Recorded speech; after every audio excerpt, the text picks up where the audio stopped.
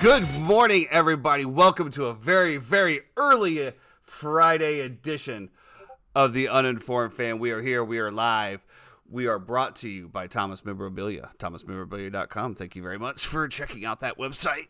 Jeffrey, how are we doing today on this glorious Friday? It's 90 degrees. Summer has finally returned to Florida. It's mating season for alligators. All is right down south. Yeah, I'm very excited for mating season for alligators as well. It's a great lead into the show. Listen, be careful out there, okay? If you're playing golf today, as I know you are, and I know the boys are, good luck. Stay away from those alligator beds, and just listen. If you see something, say something, please. Thank you. Well, being a gator myself, we do have this kind of understanding, right? Game recognizes game. So when I go on the course and I see a 12-footer over there, we just kind of say, hey, what's up, bro? Hey, I'm not in your turf. I'm not here to steal your mate. Oh, you're a UF guy. Okay, cool. So we're good to go there. Yeah, they just see your golf bag and they're like, oh, family. You're okay. Yes, exactly. They just keep it moving. No, I'm doing great today. Just got back from a little doctor's appointment with the wife. Everything is looking great. Got a big day ahead of me today.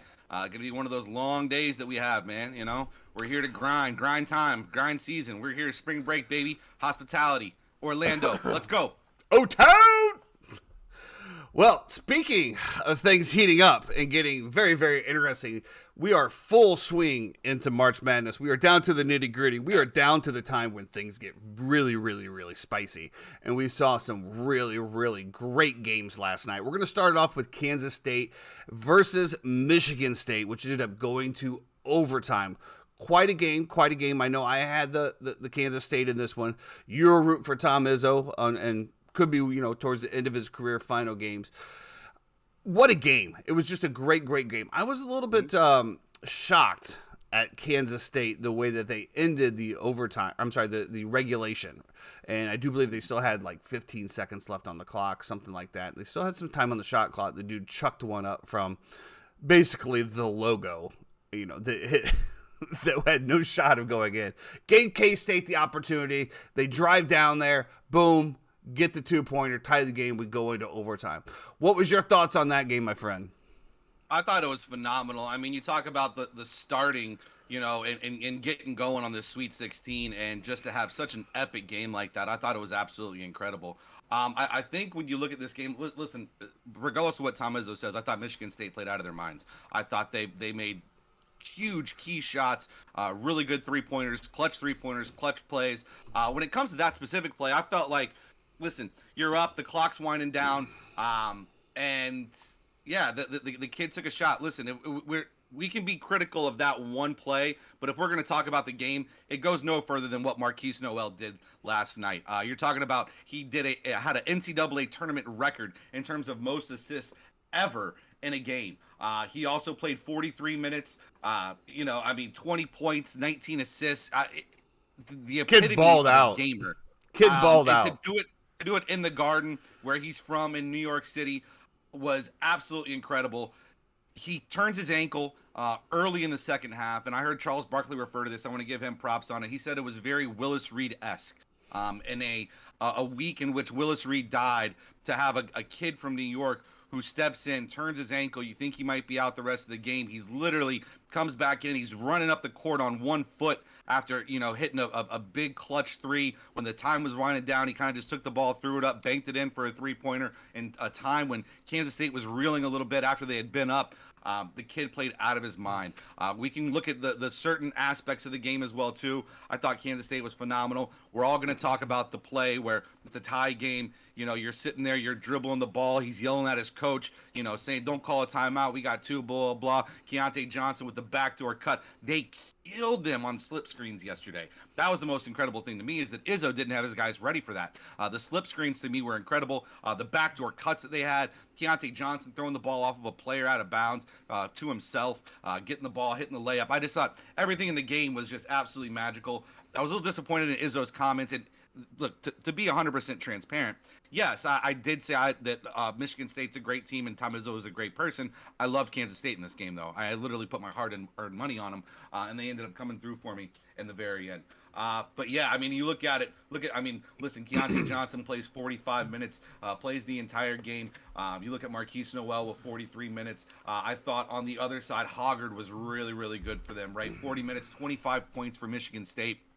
I thought there were some questionable calls to get Michigan State back into the game in terms of fouls. Very ticky-tack. It's very interesting to me the way that we've kind of pick and choose when we want to make these ticky-tack calls and when we don't. But yeah, literally a game for the ages, man. Absolutely incredible. You touched on there in a second ago about Tom Izzo's comments after the game, and I don't think I saw those comments yet. So could you elaborate on what was said there? Well, so I think I sent it to the group, but you might have already been sleeping. I know a lot of times when it gets to that, it's kind of past your bedtime, and that's why I'll kind of break down some of the later games that happen as well too, and the way that things rolled there, because I know you do have a kind of a hard out when it comes to your bedtime in terms of being able to function the next day. Because I did try. Yeah. When my wife got home at like 11:30ish, I did still have the Tennessee game on. Okay. But yes. I'm older. I like to, I wake up early. So yes, I missed a little bit. It is what it is. You start hitting your melatonin you take or something like that you take. Gotta have the melatonin gummies, baby. Whatever you want to call it, melatonin gummies, whatever floats your boat there. Yeah, just after the game, Izzo, I thought was just very dismissive about how good Kansas State was, and it seemed very salty to me. For a guy who's so prestigious to not give the other team the flowers when a kid played out of his mind like that. I believe he called it lucky shots and lucky plays that Kansas State made to win the game, and then that the officiating, was not good. And I thought, listen, if we really want to talk about fouls, I'm pretty sure, Kansas State had about 10 more fouls than Michigan State did throughout the entire game. So I just thought his comments were very off base, if we're going to put it frankly, and just not very becoming of a guy like Tom Izzo. For a guy who took that team who was, a 7 seed to make it all the way to the Sweet 16 and then take Kansas State to overtime, who's playing some of the best basketball in the entire country right now. Just give them their flowers, man. Just give that them is their pretty flowers. disappointing when you say that. We're talking about lucky. We always come back to the same thing almost after every single game. I know we're going to touch on the UCLA game again. Is officiating. We've really gotten to a point. I don't know if it's in sports where we're just so critical of referees at this point in time. Whether this stuff didn't happen 10 years ago, I don't remember an era when we go across the egregious calls that we talked about in baseball. The fouls in the NBA, the fouls in the flags in the NFL. To me, it seems like the officiating at the top level has really regressed, because after every game, it seems like we're always going to talk about these things. And I know that previous games, previous decades, we've always talked about the missed calls. It is a human element of the sport. Nobody's going to get it right, except for in tennis where they took away everything and now it's all completely computer based, which that's crazy. But yeah, that is very disappointing to hear that, and to watch Keon Johnson ball out like that was absolutely amazing. The chemistry that those two have, like you said, when you talk about the 3-point, it was no way to discredit that young man's performance throughout the whole game. I was wondering if that was an actual play call or if that was just one thing that he took it over. In my book, you got 17 seconds, 18 seconds left. You've had such a great game. And as you said, that you've had so many great assists. Drive that ball in there. If you can get up, get a foul, great. Maybe you get the rebound back or kick it out to one of your boys to get another assist. I just think that there could have been a better way to solidify the ending of that game and not give Michigan State the opportunity to basically go right down, tie the game, send it to overtime. But then we got that amazing play. And that's, I don't care what you want to call it. If you want to call it a fake play, you would call it whatever. That, at that stage in the NCAA tournament in overtime, to make that play is, to me, you got some cojones, first of all. But just what a great thing. And to your point about the cuts, is that is one other disappointing thing from Tom Izzo, is he didn't really have the reactionary coaching that we used to see, changing it up to make sure that you're, second half, we got to redevise our game plan. Okay, they're beating us on this. It was kind of the same play the whole way. Maybe he felt good enough about it. I'm not sure, but it was also, as Jimmy pointed out, the Wildcats were predicted to be last in the Big 12 in their conference last year. And especially under a guy like Bruce Weber, who you know very well, obviously from his time at Illinois. For this guy to come in, obviously they get a few key transfers that come in as well too. But when you win 34 games in the previous 3 seasons combined, and you're picked to finish dead last, and then Jerome Tang comes in and just completely changes the culture. And it was funny because they were interviewing him after the game, and they said, "Oh, what do you think? The biggest thing that you've done is?" And he goes, "I just try to love my guys. Honestly, they probably coach better than I do, but I'm just here to support them, put them in the right positions to make plays, and then kind of go from there."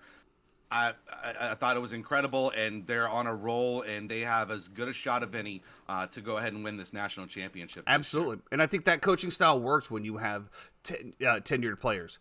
Pardon me, people that have been around. Obviously, Keontae Johnson's been around for a long time, because I mean, he's been in college now, I think, like 7 years. So he's been around a long time. But kudos to Kansas State. We're looking forward to see what you come on in the next one. We talked about the UConn and the Razorback game. We thought it was going to be a decent game. You could have really just turned the lights off, went home, and after the first quarter of this game, the first half of this game, because there are no quarters in college, but it was just a complete, utter domination by UConn. Arkansas was never in this game from the time that they did the tip-off. UConn basically put it on cruise control the rest of the way. It was very disappointing from Arkansas to see, especially the way that they played throughout the whole tournament. It just felt like they were just gassed that night, and UConn just absolutely dismantled them. Yeah, it was interesting. I mean, listen, UConn really good on the boards, right? They got their big down there. But I thought one of the key players of the game, and who has been the entire year in the entire tournament, was Hawkins. Their guard, 28 minutes, he scores 24 points for him, really leads the way. Sonogo was great as well, too. He's a monster down there, of course, 18 points for you. He does have 8 rebounds as well on the night. Not a lot to cut from that cloth, except it's going to be very interesting to see their next matchup when they play. I don't really have a huge takeaway. I was pretty locked into the Michigan State, Kansas State game, and that game was never really close, so I just kind of let it ride and didn't really care. And yeah, UConn was up by as much as 29 points as well too. So I mean, listen, if you're going back and forth between 2 games and you're up by 29, I'm not really going to tune in and pay attention. But UConn is on a roll. Another, listen, they have a great shot to make a Final Four this year as well too, with the opponent that they will be facing coming up in a little bit as well. And speaking of that was the winner of the UCLA-Gonzaga game, which I did not stay awake for. I did, however, see the clips where it was a great ending to the game as well. Gonzaga, basically won on the 3-pointer from Stauther. Again, takeaway. I'm going to let you dissect this a little bit. Then I'm going to talk a little bit about what the UCLA coach had to say afterwards. So it was a tough one for me because not going to lie, last night I decided to put in a little 14 parlay on college basketball because I was kind of pretty confident in terms of what I thought was going to happen. And the 4-teamer was basically UConn money line. I did have Florida Atlantic as well too, and then I also had Kansas State. And the last part of that entire leg was UCLA. Well, UCLA is up 13 points after the first half, and I'm like, if I'm Tyson Thomas right now, we're up 13 going into the second half. I'm taking a melatonin and going to bed. Especially with the fact that Gonzaga has not been the best offensive team. They've been fantastic defensively this year. Offensively, they've been good, but not great. And just the ability for them to get out in transition and be able to hit threes and really get back into that game, and the way that Timmy just took over in the second half, man, was absolutely incredible. I thought, once again, we get to a point where officiating becomes very inconsistent in some spots. It almost feels like it's a momentum thing where sometimes we make calls in the moment because we are human, right? And there's a natural energy that we're going to have that's going on with the game, and sometimes we do get wrapped up in the moment. And it just felt like at that point, to me, it was kind of crazy because sorry, this video started playing in the background. I don't know why. Come on, Jeremy. No, it was on my. He's the ESPN. producer. He's in charge of it all. He's the producer. On my ESPN score thing. I just had to pause that Hooters commercial real quick. Hooters. Anyway, Hooters makes you happy. what I want to say is that the calls that UCLA got at the very end, and UCLA is they score what 10 or 11 points in the last 40 seconds of the game, and it all came off of and ones. Well, those were the same drives that they were making throughout that entire Gonzaga run, but the calls different were very different. They didn't give them the calls whenever they were driving into the lane during that run, but at the very end of the game, when all of a sudden now they're down 10 points, now we're going to give them those calls. I want it to be consistent the entire time. You know, you can't pick and choose when you're going to make calls and stuff like that. What I want to say my takeaway from the Bruins, Jaquez Jr., the player of the year this year in college basketball. I thought he was phenomenal. He looked great. 29 points on the night.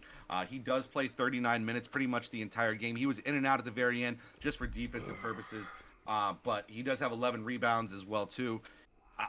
Listen, UCLA was down 2 or 3 players as well that were injured. A lot of their really good defenders.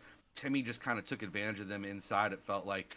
And Timmy, to me, you know, I don't know how many years he's been in college now. It's been a few. He's definitely not going to be a pro in the NBA. He is like a poor man's Tyler Hansborough, but he's kind of following the same path as what Morrison, right? Was it Morrison that played on Gonzaga back then? So, and I was saying this when I was watching. Jaquez Jr. reminds me of like an Adam Morrison and Gordon Hayward mix, right? And I think it's because he's got the long hair and the headband that he wears. I don't know how you get. Hold on, I don't know. Okay, as long as we're talking about game, because you know when you put those two, I got one that looks like he's ready for a Friday night, hoot nanny. Yeah. And then I got other one that looks like he's ready to go walk the red carpet in Miami. Well, have you ever seen a picture of him? Yes. Okay. Yeah. I'm talking about Jaquez Jr. You seen a picture? Oh, no. I'm sorry. I apologize. It's funny that while you look that up, how do you ever go against that stash? I mean, what a beautiful stash that man. Timmy's got a great stash. Listen, they were down 13. The swag never stopped. To me, the game. Listen, we all know basketball is a game of runs, right? And obviously UCLA gets back into it, and then they're up 2 going into that last possession. They sprint up the court. The pitch back, they called it he said that they call it the Jay Wright play, basically. I don't know why. I guess Villanova used to run this or whatever, but they sprint up the court, pitch back, guy takes a 3 from the logo, buries it. Just an absolute dagger, an incredible 10-15 minute span right there if you're a college basketball fan. They come down, they miss the first free throw. He makes the second to then put them up by 3. And, it's an interesting play because you're down 1. You have a lot of time. And the announcers are saying, oh, you should go quick here. You should go quick here. And I agreed. But I thought it would be go quick with a drive to the hoop. To where if you don't get the drive to the hoop, now you're going to foul, put them on the line, hopefully come back. You got a chance to either tie the game with a 2 if they go 1-2 or tie the game with a 3 if they go 2-2 from the line. Plus, you're already down there and bodies are around the basket for you to be able to foul very quickly. For you to take that shot in that moment, the cojones, the swag, the confidence that it's basically in that young man. It was like that was it, bro. It was basically the same thing as Michigan State. I mean, the guy took the shot from from the logo. Yeah. I mean, it went in though. I mean, and that's really at the end of the day, that's all we're going to talk about. I don't think so. Watching both those teams play, to me, I didn't think that either of those teams will beat UConn coming up here on Saturday. I just don't see it happening. Well, Gonzaga's a great story. I also think there's a big letdown factor as well too when it comes to this, in terms of you win such an incredible game like that. And I don't know if did you see the montage that I sent as well too of all the buzzer beaters that have been between UCLA and Gonzaga as well. Definitely historical rivalry, especially historically in the tournament. It's been phenomenal. I don't know if Timmy can replicate scoring 36 points again, especially when he does everything from down low, and especially with how dominant UConn is in the middle. That's going to be a tough ask for me. That's a beautiful thing about basketball, and one of the things that I love about it is you very, very rarely see the same thing twice. You know, when your superstar comes out one day, you know, he's going to be maybe a little bit gassed, and then you see the other teammates that continue to rally around them, and somebody else is going to have to carry the torch and be more complimentary. I'm really, really looking forward to that game. Jeremy just said that the Villanova ran the same play with Chris Jenkins in 2016 when Nova won the national championship. So that's your reference on there. Okay, now, gotcha. I do want to get into Mike Cronin's comments here, the UCLA head coach. So this is his Mick, sorry. This is his quote. A lot of open shots didn't go down. There's no hindsight. Wide open shots, and multiple times we got fouled, no call. He also added Dave Singleton and Tiger Campbell didn't get a basket in the second half, and they had good looks. And Jamie Jaquez got murdered on 4 layups, no calls. So that was back to what I referenced before in that span when they were making that run. He was taking the ball to the hoop. He was getting fouled. They weren't calling it until the very end of the game.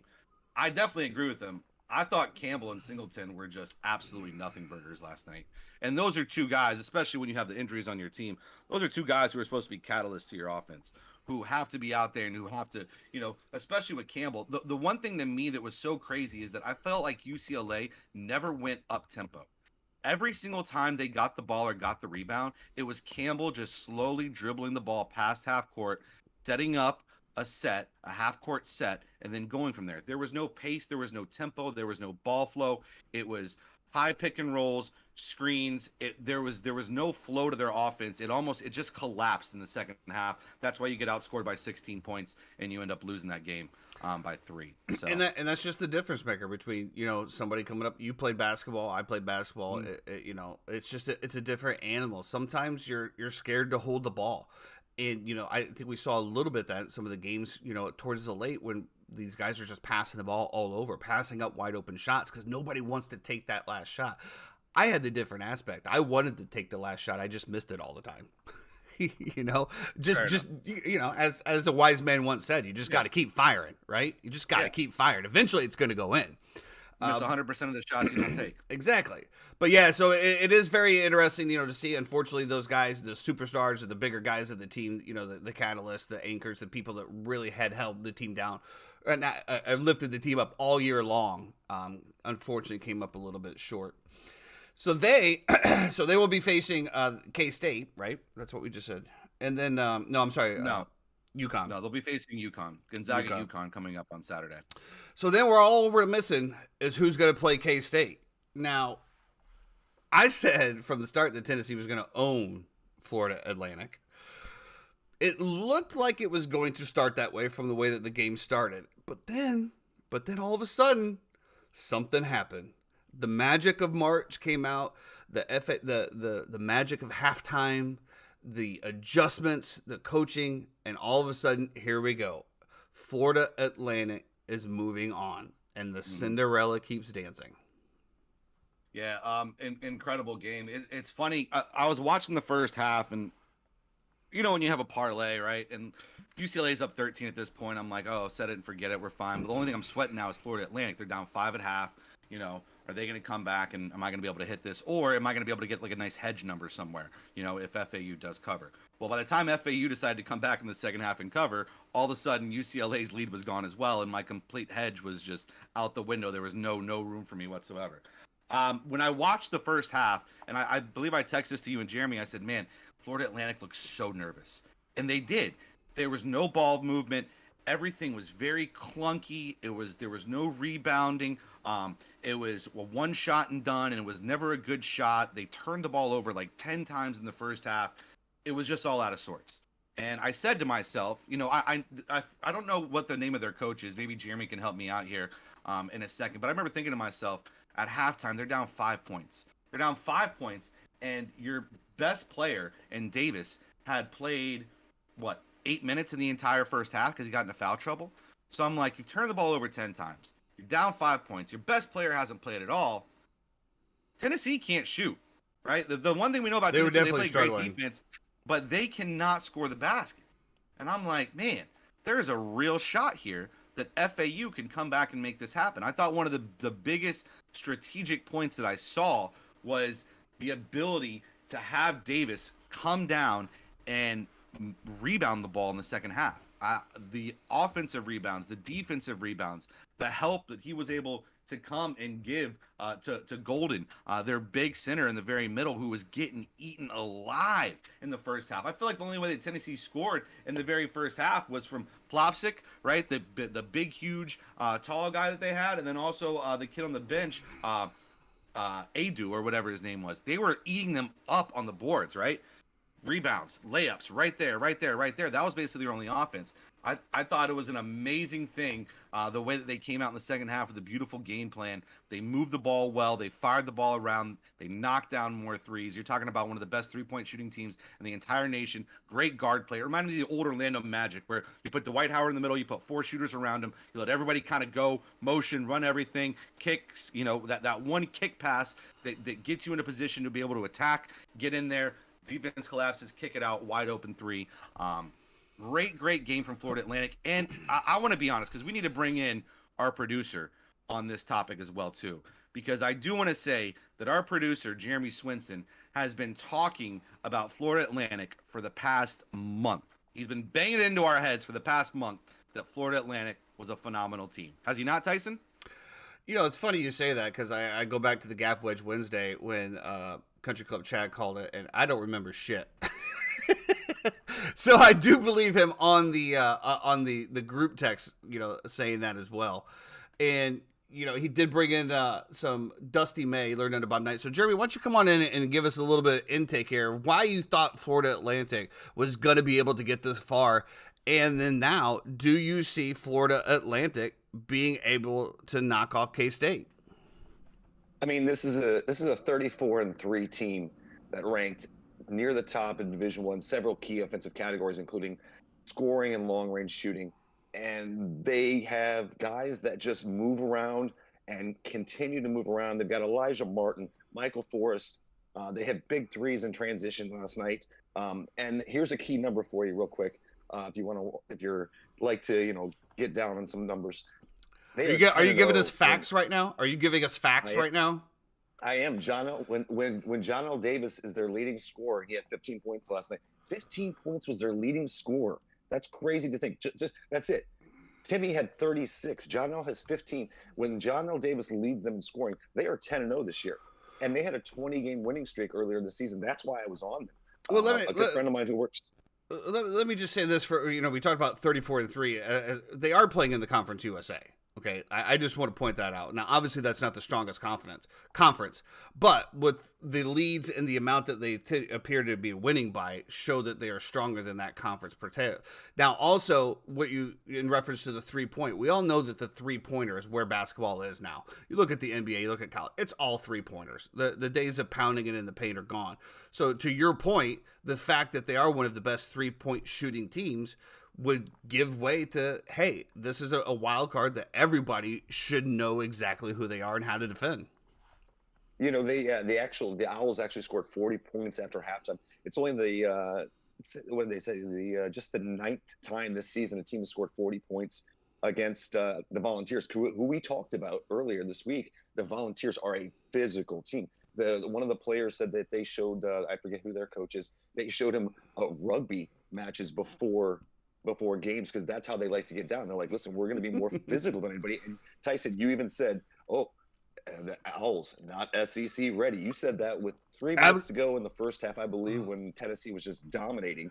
And the Owls, with no player taller than 4 of their 5 players not taller than 6'4", came in and then took over. Well, first of all, if we're gonna start quoting our group chats, then I will have to be more precise and factual in my things. That was obviously just a low blow shot that had no merit whatsoever. Obviously it was, but hey, if you're gonna call me out on the show being like, they're not SEC ready, okay, so I just want to preface that, everybody. I did say Tennessee was going to win, but in that Jeffrey put out there that the FAU looks scared, and yes, I put out there they're just not ready to face the SEC. I did say that. It was a tongue-in-cheek. It was tongue-in-cheek. Conference USA versus SEC, we all knew where it was, but I was just making the reference. Yeah, they're not SEC ready. They did look scared in the first half, and then the second half was just completely different.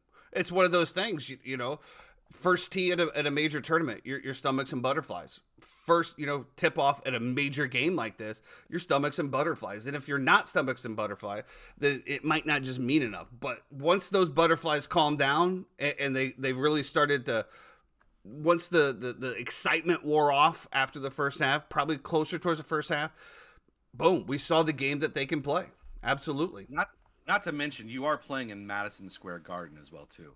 I mean, it's not like you're playing in, the Amway Arena. No offense to the Amway Arena. It's a great spot, great venue, beautiful, beautiful space. But there's a difference when you're playing in what's considered the mecca of basketball in Madison Square Garden. I would say the mecca of just sports arenas. I mean, even boxing. You think about boxing at the Madison Square Garden. It's just there's just something when you say Madison Square Garden. There's just something about it. Listen, we're going to say this, right? Florida Atlantic scored 40 points in the second half. Tennessee scored 32 points in 28 minutes of basketball. The last 8 minutes of the first half and the 20 minutes of the second half, they could not score at all. And it was a combined effort. Like I said, who'd you say the guy was, Jeremy, their head coach, real quick for FAU? Dusty May, a Bob Knight disciple. Bob Knight disciple, but also studied under Mike White when Florida made that run. That was the Chioza year. They made it. He was Mike White's lead assistant, actually. And then after he left and went to FAU and left, that's when the offensive woes for Florida started for basketball. Just a little insight for you. First of all, the offensive woes for Florida basketball have been around for years, as they suck, as anybody can see. But yes, Mike White moved on to Georgia, where Florida did proceed to beat them twice. So I just want to put that out there. Well, listen, I will mention. Go ahead. I was saying, we talked about the Tennessee's defense, and we talked about this during the week.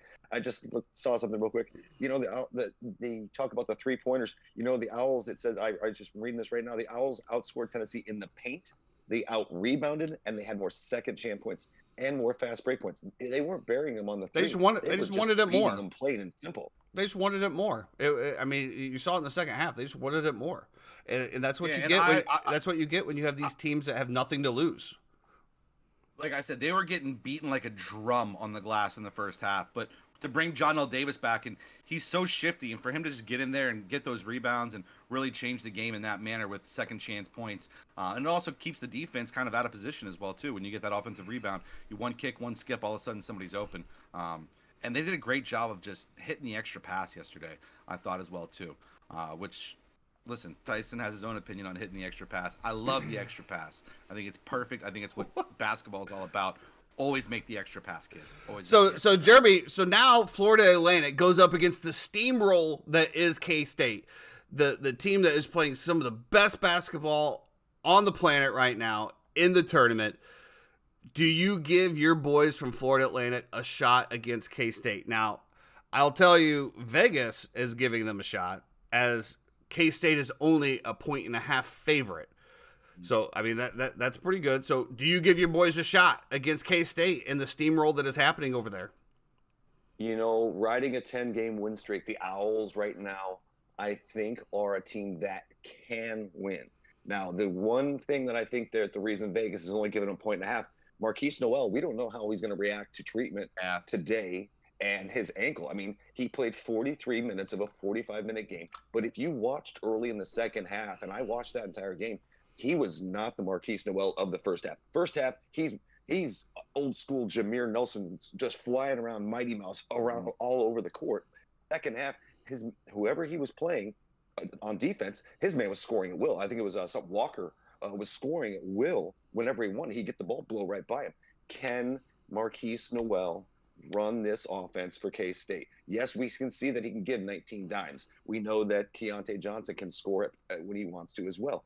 But when you go against 4 shooters that can move and do the weave and do everything that they can, they have a chance. And I would honestly take Florida Atlantic plus the points. I think that's a good take. Maybe that's why he chucked it up from half court. Maybe that ankle was too sore to try to drive in and pivot off of it. You never know. That's a great point. I will say I do give FAU a puncher's chance here. The way the matchups work out, actually, I think it's very interesting. There are some mismatches, right? Like there's nobody to guard Keontae Johnson properly, right? And the bigs, as athletic and as well as they move for Kansas State, could give Florida Atlantic some problems down low as well too. But to rebuttal that as well, like they don't have the same guard play and quickness. And how are you going to pick your poison here? Are you going to bring your long, lanky, forward/guards out to face guard these guys at the 3-point line? Because if you do, then they're quick enough to get by you with the first step, right? And if you don't, now they're all great 3-point shooters and they can just light it up right over top of you. So it's going to be very interesting to see what kind of a game plan they come with. I'm not going to pick against Kansas State. I can't do it. But it will be interesting to see how Jerome Tang gets his team ready for this going forward. So for the record, for those two games, I'm definitely going K-State, and I'm going Connecticut as well to upset the Bulldogs. I'm going to go UConn as well. So tonight we finished the. I'm gonna go Gonzaga, boys. I gotta go Gonzaga for my bracket. Sorry. Nah, I understand. Speaking of brackets, Jeremy, maybe you can look it up. Is Olivia still winning? We want to definitely give a shout out to whoever's in the lead. It's ESPN fan. Yada yada yada yada. 17, 19, 36, 47. Somebody else. Yeah. I wonder if that's Bianca's dad. I don't know. I'll have to look into it. But yes, if that is you, ESPN fan, you need to tell us a name before this concludes. If you do not tell us a name, your entry is going to be invalid, as we will have 100 people all messaging us saying this is our team. So please do us all a favor. Put your name, your Twitter handle, Facebook name, whatever in there so that we can verify that that is you. So tonight we finish out the brackets. On the bottom half, we have Alabama, San Diego State, which we already talked about, Creighton and Princeton, which this one kicks off at 9 o'clock, and it is a Friday, so your boy will be able to watch the games tonight, as Saturday is a sleep-in day. I know that we already called this. We already called Alabama, and I do believe we called Creighton as well. So we're looking forward to finishing those brackets. Anything to wrap it up on the NCAA, boys, before we move on? I think this Houston-Miami game is going to be very interesting tonight. I love Houston. They're my national championship favorite. I think they're one of the best teams I've seen in college basketball. They're phenomenal. But Miami does have a puncher's chance here. I don't know if they can do it. But, could you imagine if you had Miami and FAU in the Final Four? That'd be funny. Are we getting a lot of these? Are we getting a lot of these punter references in relation to Suck Up being released? Or is that like a? You made a lot of punter's chance references, but I noticed that the Bucks.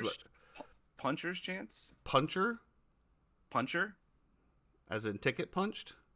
No, as in when there's like a boxing match, right? And you have one guy who's better than the other, but they have like a really good, right or left, whatever it is. And I thought you were saying punter the entire time. I didn't know if this was a chance. Okay, that makes sense. I didn't know if this was a suck up reference.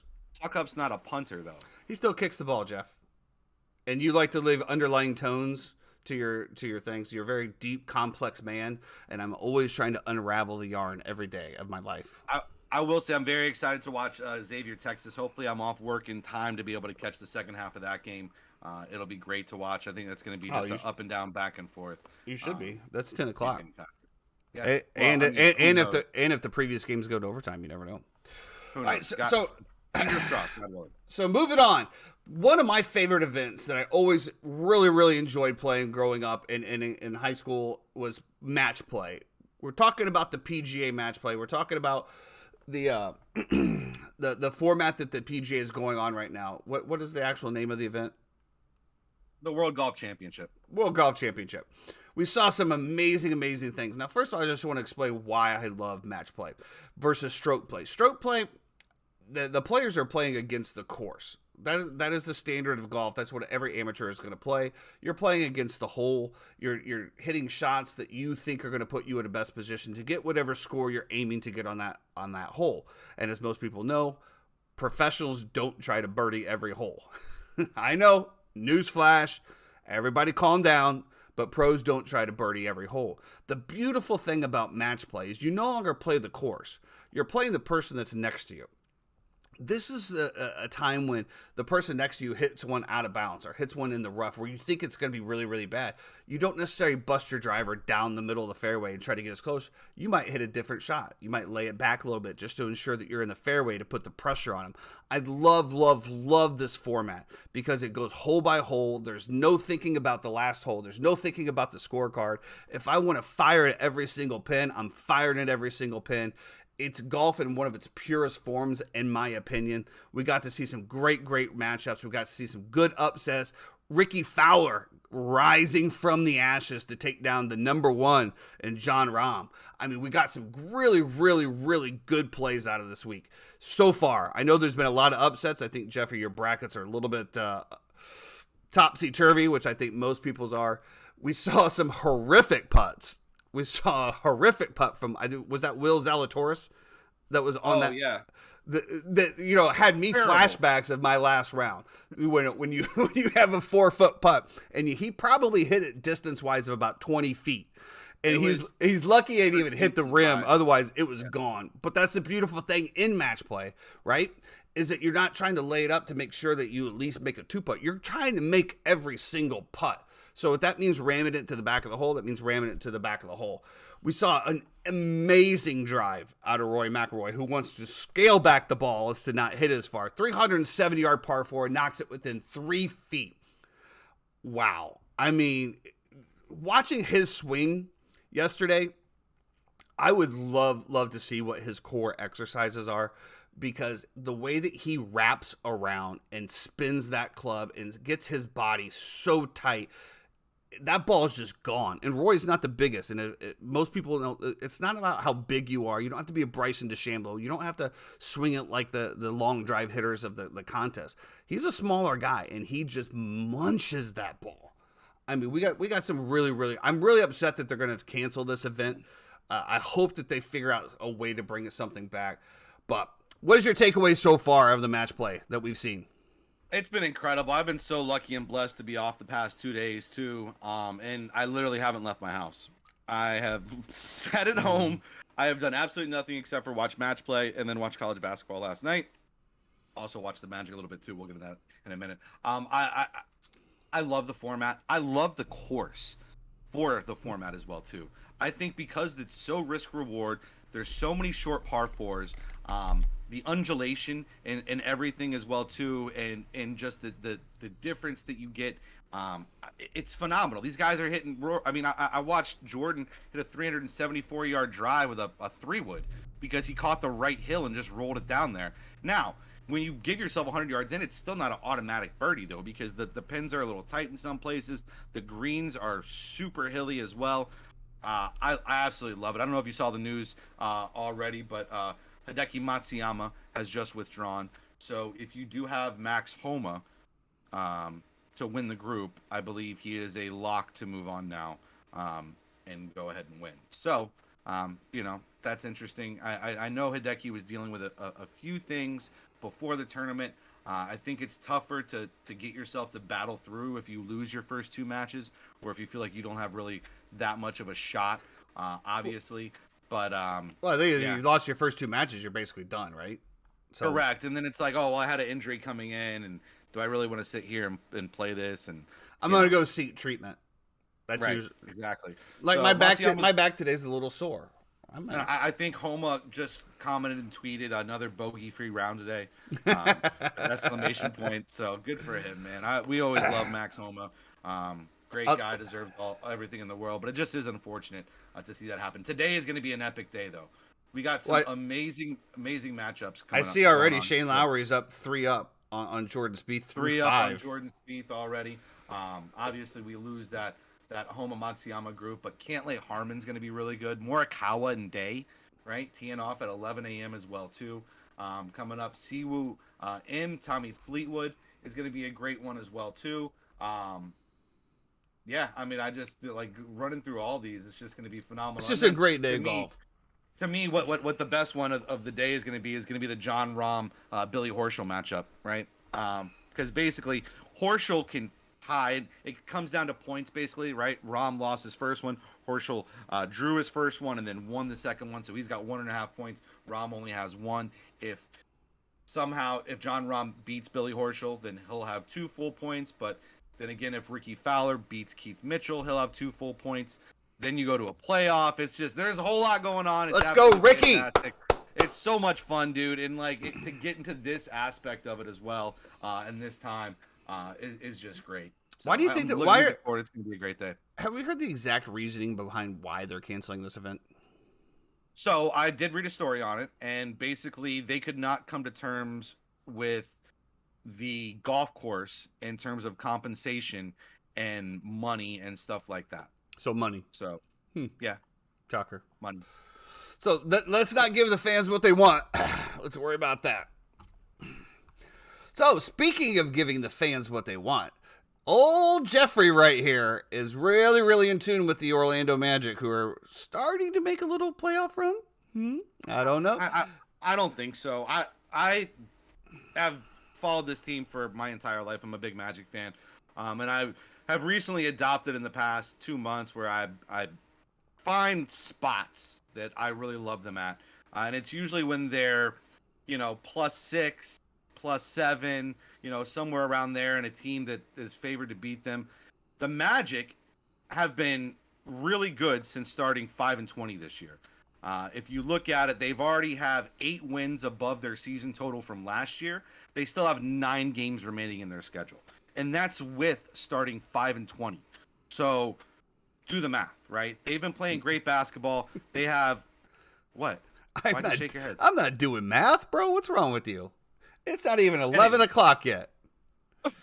They're playing great. I like to take them. This is just a fun little thing. Usually if they're playing a team that's better than them, I'll just put a minimum bet on the first half spread, money line first half, second half or game spread, game money line. Now, the reason I do this is because the Magic tend to get hosed on calls late in games a lot as well. Here we go. So, well, I'm just being honest. They don't have the respect that other veterans in the NBA have. They're a very young team. They don't have relationships built with these officials yet. So there is an aspect of that where you don't have the relationship with the official. The official doesn't respect you, doesn't know exactly how you move yet. There's a time process that goes through it. Hopefully it'll be a little bit better next year. But they have been hosed in a lot of calls. But yes, I did have them last night as well. They do come through for me. But there's no way that they're catching your Chicago Bulls, bro.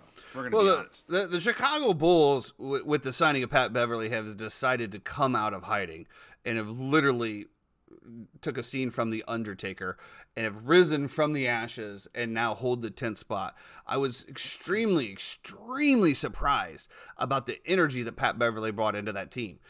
To watch him just literally inject adrenaline into that team, and it appeared it's a different team. Now they are sitting at the 10 spot, and the Magic are they're 4 games behind them with 9 to go. Now, obviously, that is a tough reach, but the Pacers are only a game and a half, and the Wizards are only 2.5 games behind. And then the Bulls are only a half game behind the Raptors and 1.5 behind the Hawks. So that 8th through 10th is going to be very, very interesting when it comes to. Now, also, we've talked about this numerous times. The Bulls are a 34-38 team. It still just blows my mind that a team 4 games under 500 is holding on to a playoff spot.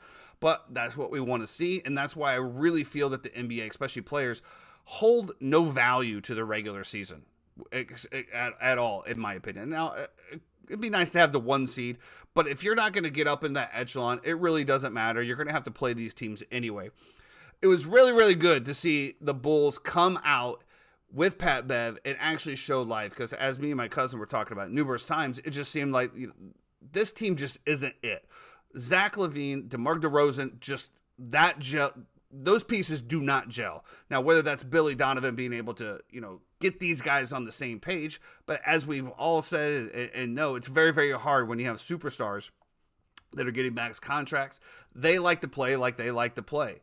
And if the other person isn't going to play, it's very, very hard to get them all together and on the same page. That's one of the things I really admired about Phil Jackson. Is Phil Jackson coached some of the biggest superstars on the planet, Shaq, Kobe, Jordan, and he seemed to always get them to find a way to play together. And I think that goes towards his legacy as well. This day and age, it is very, very, very, very hard as a head coach of the NBA, as you have some players coming out and saying, I don't need a head coach.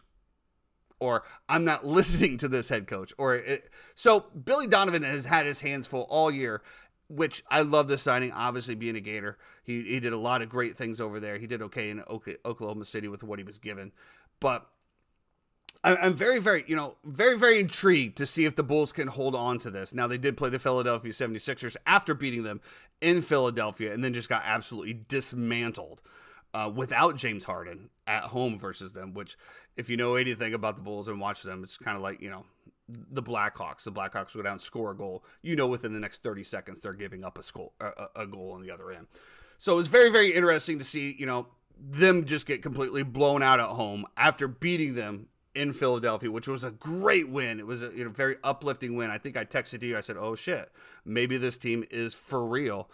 And then watch them get blown out. It was a little disheartening to see, okay, well, we're not just there yet. But Embiid did just completely take over that game. Well, it's very interesting. And I think sometimes you get a player that comes into your organization who resembles your coach. And Billy Donovan has always reminded me of like a junkyard dog, right? We used to call Jerome Williams that back in the day. For those of you who are much younger, he was a player. We called him the junkyard dog. He would do all the dirty work, come in, high flyer, a lot of dunks, a lot of energy, high energy on defense. Pat Beverly is the new junkyard dog, right? He comes in, he affects the game immediately. He's picking you up full court. He's all about team. He's just about winning. He doesn't care about stats. He's the perfect epitome of what Billy Donovan wants in his team. That's why he's come in, and that's why he's changed what the Bulls have done this year. And now, if you look at their team, they have so much talent on that team. Now that they're listening to Billy Donovan, Pat Bev is there to lead them. They're completely different from what they were. It is interesting always as Magic fans as well, too, because if we really break it down to the nutshell of it, right, the Orlando Magic traded Mo Bamba to the Lakers, got back Pat Bev, bought him out. He goes to Chicago. Who was Orlando chasing to try to get into the play-in game? Chicago Bulls. What happens? Trading Mo Bamba to the Lakers actually ends the playoff chances the Orlando Magic had. It's just it's just what we deal with here as Magic fans, which is okay. I think next year is much more our year as opposed to this year, especially with injuries and the way that things have worked out for Orlando.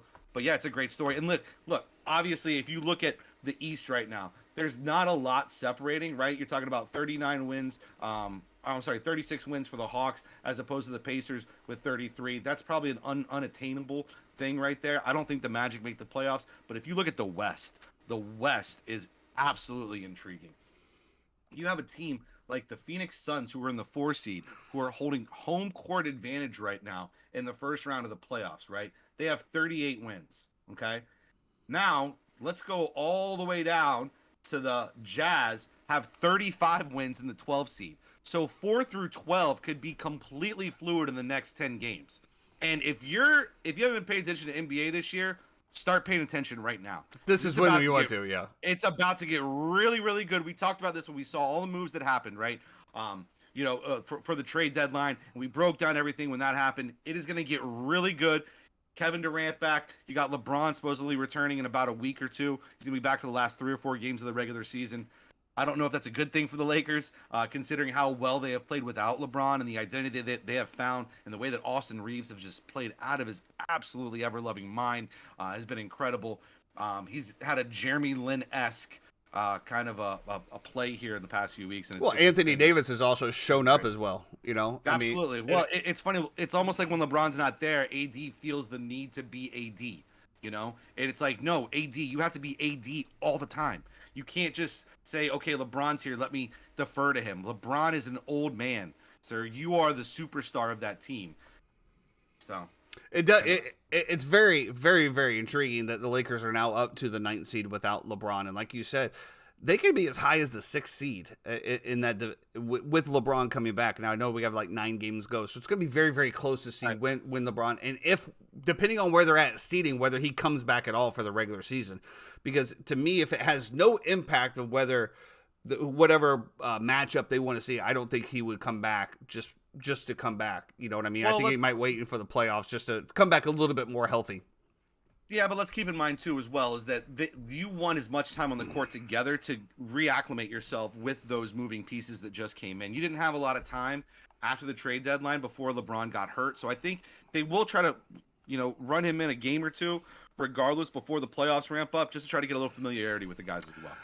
And I think that's a great point, but to me, I don't think LeBron thinks that way. I think that I don't think he thinks he needs it, to be 100% honest, regardless of how much the players around him might need it. Looking at that from that angle, I don't know, but we'll see. Listen, LeBron James knows more about basketball than I ever will, so I will defer to him in whatever he thinks is needed or wanted. As most organizations do.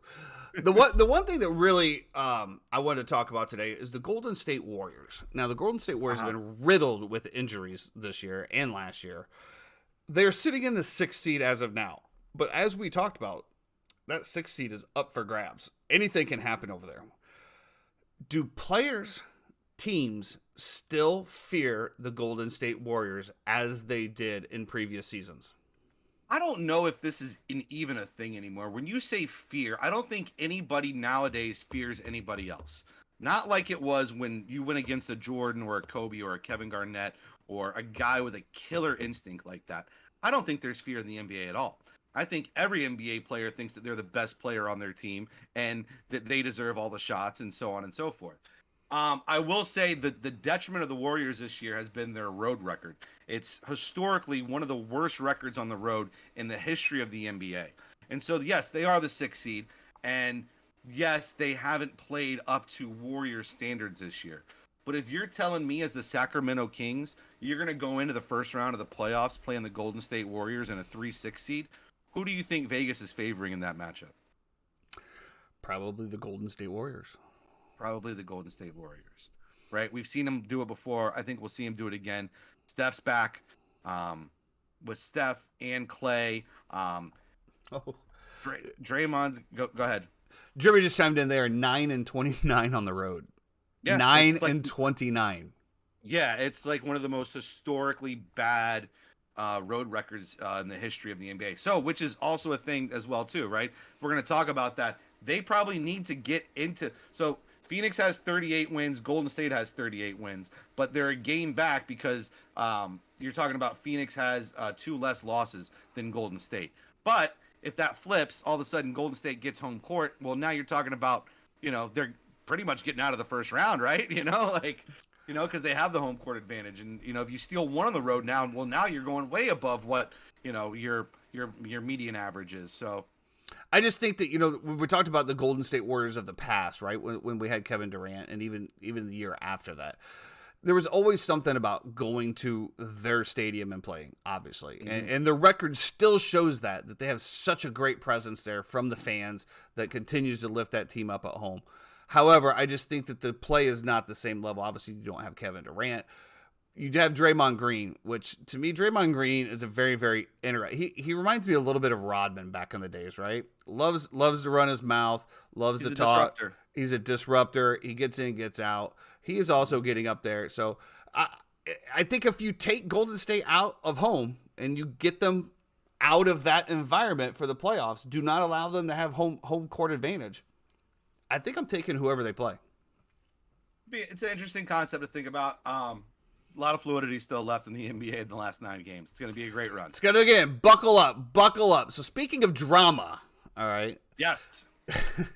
Our last point today. I said that I wasn't going to talk about this anymore because this whole situation just really pisses me off to no end. And we're talking about Lamar Jackson and the Baltimore Ravens. Once again, we're talking about him again because here we are. That's what we do. This is the big thing. So the NFL has sent out from the NLPA to all of the owners, everything, saying that if someone reaches out saying they're from Lamar's camp, a.k.a. his mother, that you are not allowed to speak to them per the contract rules because it is not an official representation. Since he's decided to be his own agent, he is the only one that can talk to said teams moving forward. I'm going to let you start on this one, and then I'm going to bring it up because I always have a lot to talk about this. I have a lot to talk about Mr. RG3 and his comments on this. I'm going to let you take the torch first here. Well, we've also seen reports now too that Lamar is not making it mandatory to have all the money guaranteed, right? He's willing to front load a lot of guaranteed money and then have like some back end years as well. So the tune has changed already based off of what he feels like he's been reciprocated by in the market, which is not anything different, right? My opinion of myself or what's going on should be able to change by the moment, by the way that the market perceives me, correct? We should all be intelligent beings that when we gather new information, we should be able to change our opinions on things. When it comes to Lamar, if you're going to say that you're going to represent yourself, you don't want an agent, you don't want to pay a guy, you don't want to do this, you don't want to do this, okay, well then be the one to get on the phone and make the calls. If you know the rules and you know that your mom can't call other organizations and can't facilitate things for you, then do it yourself. And right? apparently it was also Ken Francis, his business partner as well. Which Lamar, there was a back and forth with Mike Florio, of course, of all people, Mike Florio. You know, go fuck yourself, Mike. There's a back and forth that he had with I'm not a Mike Florio fan at all. I dislike him completely. Couldn't tell. It's fine. We have people in life who we don't get along with, we don't agree with, we don't like. It's fine. I don't have to like Mike Florio. I don't like Rick Pitino. Okay. All right. Bring it back. Okay. Bring it back.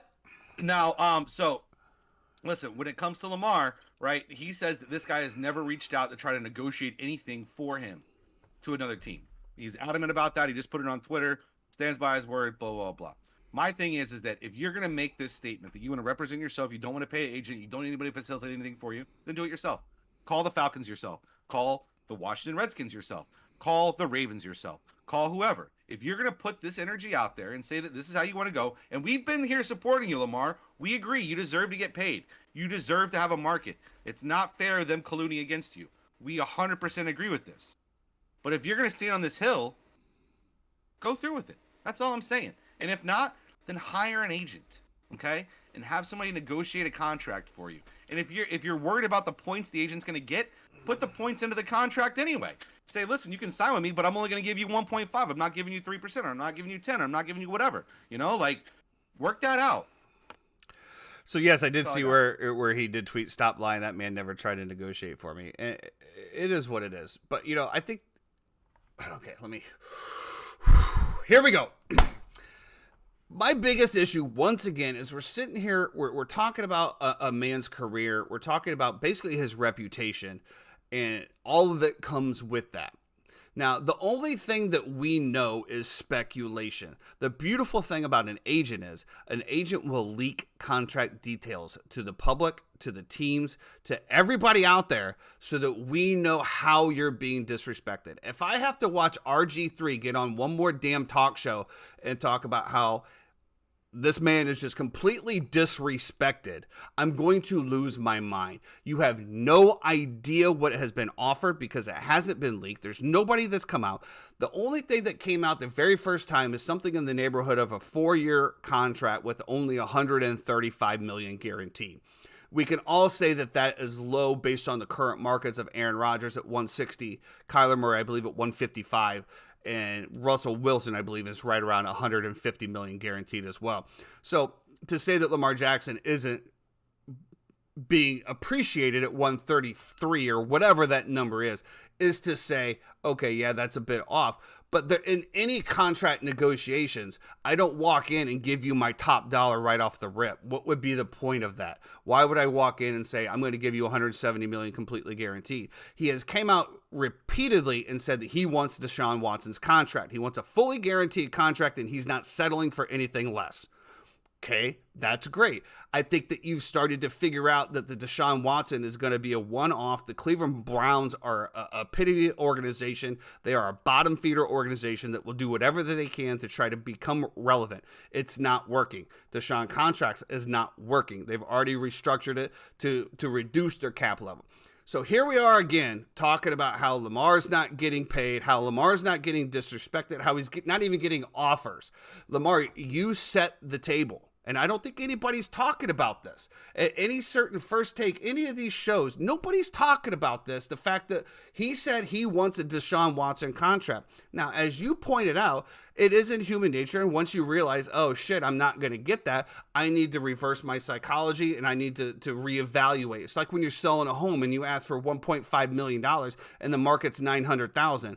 If you're not going to get any offers at 1.5, you're going to lower your price point and rethink your negotiation process.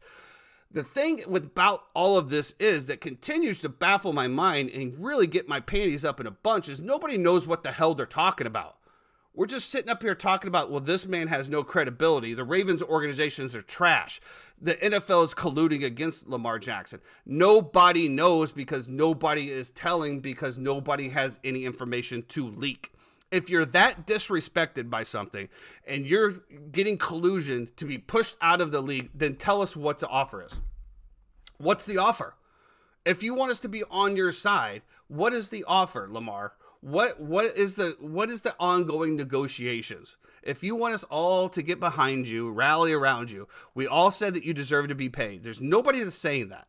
The biggest dispute was the guaranteed money, and we talked about, and obviously, I will give RG3 credit because obviously he's a listener to the show, and he also said that no NFL team is going to give this guaranteed NFL contract like this because if he does get hurt, there's no soft cap to where that money comes off the table, which confirmed listener, obviously he's taken my stuff and put it on the air, so shout out to you, RG3, on that.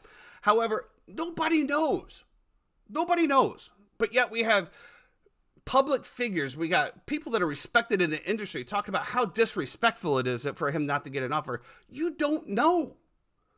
So until something comes out about it, as I said before, I think that this whole thing is just a fluff in the air. I think it's bullshit. To sit here and sit back and say, well, this collusion or these people or these people or this people or bring in the other topics that I'm not even going to touch on because that just really will get me fired up. I don't want to hear it. Until I hear a number, I don't want to hear it. If the number comes out and says 130 million guaranteed, okay, then I'll agree. It's low. You shouldn't sign that. Okay, great. But what is the other offers that you've had? You can't tell me that the Ravens haven't came back with anything higher than that. You can't tell me that. They might not have, but listen, I think it might be time for Lamar to hire an agent. That's all I'm going to say. Yeah, that's all I have to say about that. Another deal not getting done is we still have no Aaron Rodgers contract. We still have no Aaron Rodgers trade. Now, again, all of the other, the mainstream media talk shows or whatever already have him basically going to the Jets. I did see that the Jets got rid of Elijah Moore. Did I see that? Yeah, traded. That was an interesting piece. But we still have no deal done. So who knows if this deal is actually going to get done? I think it'll be forced to get done, but I don't know if it'll be forced to get done until like draft day or maybe after draft day. I don't know. I'm not sure the contract. The contract terms and how that works, if it goes before new league year or after new league year or whatever it is, but it'll be interesting because the Jets also added McCole Hardman as well too. They added McCole Hardman from the Chiefs, got rid of Elijah Moore. Elijah Moore got traded to the Browns. Would that be a cap move? What, Elijah Moore? Yeah. What year is he in his contract? Second or third. Remember, he's the kid who played for Ole Miss who did the dog peeing on their logo against Mississippi State as a celebration. You don't remember that? I don't remember that. Dude, it was like a big issue. Well, I mean, maybe that could be an upcoming cap where he's after another year he's probably gonna deserve a contract. So maybe who knows? Who knows what the Jets are doing? I don't know. I don't know. Thoughts on the Rodgers deal? Is it gonna get done? It'll get done. Who knows when? Are they gonna get 2 first-round picks for him? Else. I mean, they kind of have them over the coals, so they'll get whatever they want. But I will say this: like, the longer it goes, the less leverage I feel like the Packers have. I completely agree. I feel like the Packers' leverage was good, and now it's like, you know what? I don't know if we want to spend $60 million on that. You know what? Actually, let's talk to them about Lamar Jackson instead. Well, that was a great. What have we really done besides that, except for like sign Alan Lazard, who we didn't really need, but we could use, as a good possession receiver. That's a great point, and I can't remember where I think it was RG3 again that I saw with that one. That was a great point that he had. Why give up 2 first rounds for Aaron Rodgers, who's at the end of his career, who is obviously a handful to deal with, has no idea whether he wants to play in the league anymore. You might get 1-2 years at him. Or go get Lamar Jackson and give up the same 2 first round picks. He's still under if he plays on the franchise, you're still going to be less than Aaron Rodgers. I think that I don't know. Why would you not look at that? I agree. Well, that's going to about do it here on a Friday episode. I did want to touch on one little thing here. You know, some of our viewers out there have been asking about certain types of coverage that we have. We did talk about this a little bit earlier when the computer is the ATP Tennis Tour and how it's completely. I did want to touch on a little something out there for the viewers that have been asking about Carlos Alcaraz. If you're into tennis and you're looking at up-and-coming stars, take a look at this kid.